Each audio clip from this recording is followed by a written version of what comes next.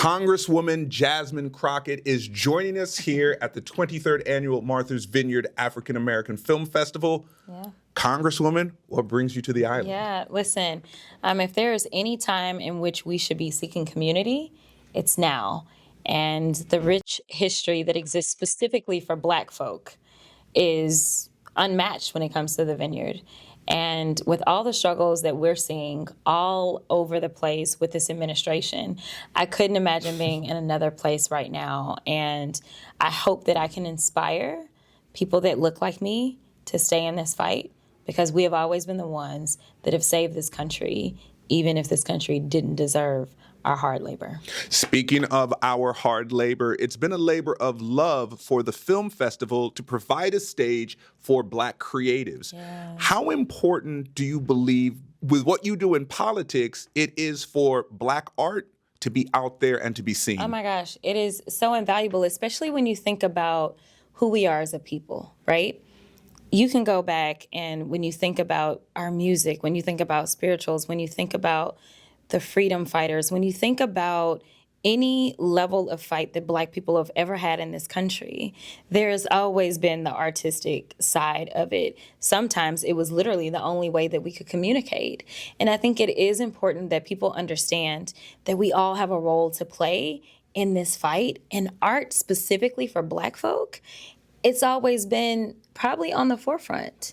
I mean, when you think about some of the greats and some of the songs, if you go back to like Sam Cooke and like A Change Gonna Come, like just some of like those very rich songs, they were great because like these were talented people.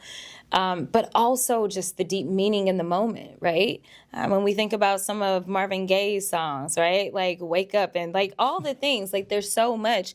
And even when we think about how bold it is just to be Black in this moment, and when we think about film itself, and being able to put Black images, real Black images, whether they are Black images that are teaching us the history that they don't want us to know, or whether we are portraying ourselves in the way that we see ourselves versus the way that some people want us to be seen, right? Like giving those positive images on film. I mean, there's just so much power. And again, I think that in this moment, we should be harnessing all of our power, no matter where it lies, and amplifying it for the moment and for the movement. You spoke about power and also really good R&B music. And one of my favorite lines is, white people can't catch our rhythm, so how could they ever handle our blues? Yeah. How are you giving rhythm to the halls of power and dealing with the blues that Congress is throwing at you? How do you manage to do it and still stay Congresswoman Crockett? Amazing. How do you do it? Oh, thanks. No, you know what?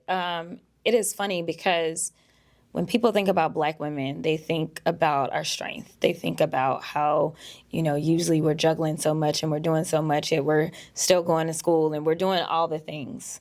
And part of it is unfair because at the end of the day, we are still but humans. But because people are used to piling onto us, I know how to deal with it. And in addition to that, I think another reason it's so important for us to know where we came from and know our stories is because that's where I find my strength.